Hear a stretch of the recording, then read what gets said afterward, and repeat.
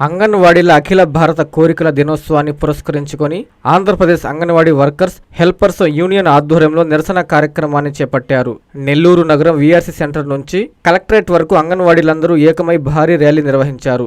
అనంతరం కలెక్టరేట్ ఎదుట బైఠాయించి తమ నిరసనను తెలియజేశారు. ప్లకార్డులు చేతపట్టి కూటమి ప్రభుత్వానికి వ్యతిరేకంగా నినాదాలు హోరెత్తించారు. పెద్ద సంఖ్యలో అంగన్వాడీలు తరలి రావడంతో కలెక్టరేట్ ప్రాంతం కొద్దిసేపు ఉద్రిక్తంగా మారిపోయింది. ఈ సందర్భంగా అంగన్వాడీ వర్కర్స్ హెల్పర్స్ యూనియన్ జిల్లా గౌరవ అధ్యక్షులు రెహనా బేగం, కార్యదర్శి సంపూర్ణములు మీడియాతో మాట్లాడుతూ సీఎం చంద్రబాబు నాయుడుపై నిప్పులు చెరిగారు.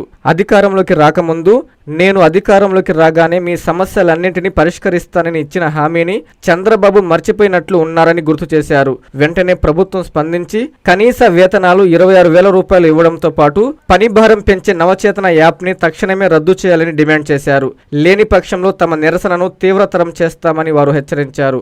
అంగన్వాడీలకు చట్ట ప్రకారంగా కనీస వేతనం 26,000 రూపాయలు ఇవ్వాలి. అట్లాగే సెంటర్లో ఉండేటటువంటి డ్యూటీలనే చేస్తే ఆ సెంటర్లకు పిల్లలు వస్తారు, సెంటర్లు కూడా బాగా పనిచేస్తాయి. అందుకని చెప్పి మేమేం కోరుతున్నామంటే సెంటర్లలో ఉండే పని మాత్రమే ఇవ్వాలి. సెంటర్లు కాకుండా ఇతర అదనపు పనులు ఇవ్వకూడదు. చాలీచాలని జీతాలతో ప్రశాంతత లేక, విశ్రాంతి లేక, మనోవేదనతో అంగన్వాడీలు బాధపడుతూ ఉన్నారు. కాబట్టి ఇప్పటికైనా సరే అనారోగ్యాల పాలవుతున్నారు. కాబట్టి ప్రభుత్వం ఆలోచించాలి. అంగన్వాడీలకు కనీస వేతనం ఇవ్వాలి. కనీసం వాళ్ళ పిల్లలు చదువుకుంటూ ఉంటే వాళ్ళకి సంక్షేమ పథకాలు అమలు చేయట్లా. హాస్టల్లో కానీ, స్కూళ్ళల్లో కానీ, తల్లికి వందనం కానీ ఇలాంటి ఏవి కూడా వేయటం లేదు. మా జీతాలు ఎంత, మేము పనిచేసేది ఎంత అని అడుగుతూ ఉన్నాము. ఇప్పటికైనా మహిళల మీద దయదలిచి, దయ కూడా కాదు, మాకు చెప్పిన మాట ప్రకారం మాకు అందరికి జీతాలు పెంచి తర్వాత మా ఓట్లు అడగండి అని ఈ సందర్భంగా తెలియజేస్తా ఉన్నాం. అదేవిధంగా రేపు జెడ్పీటీసీ, ఎంపీటీసీ లోపల ఈ మీ ఓట్లకే కదా మమ్మల్ని ఇప్పుడు కష్టపెడతా ఉన్నారు. మాకు అన్నాలు లేకుండా, సున్నాలు లేకుండా మీకోసం మేము చేస్తూ ఉన్నాం. మమ్మల్ని బెదిరించి మరీ చేయించుకుంటున్నారు.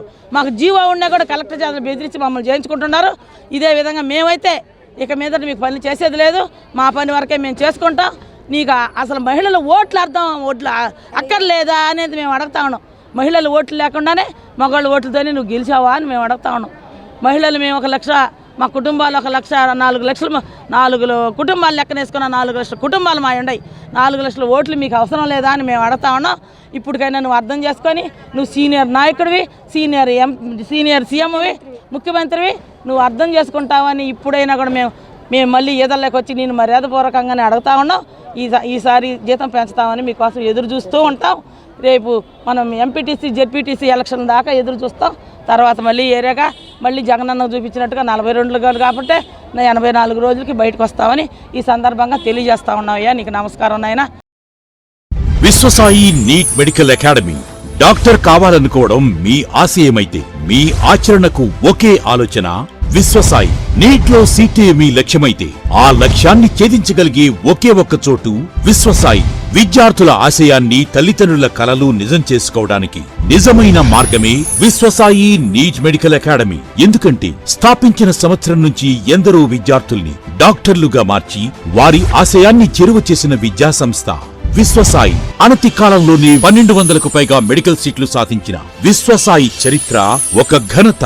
అపార అనుభవజ్ఞులైన డైరెక్టర్స్, అత్యుత్తమమైన ఫ్యాకల్టీ, అత్యున్నత ప్రమాణాలతో కూడిన విద్యాబోధన, ప్రణాళికాబద్ధమైన స్టడీ మెటీరియల్స్, ఎటువంటి ఒత్తిడి లేకుండా స్ట్రెస్ ఫ్రీ ఎడ్యుకేషన్ అందిస్తున్న సంస్థ విశ్వసాయి నీట్ మెడికల్ అకాడమీ. అందుకే నీట్ లో సీట్ సాధించాలంటే the one and only choice Viswasai NEET medical academy.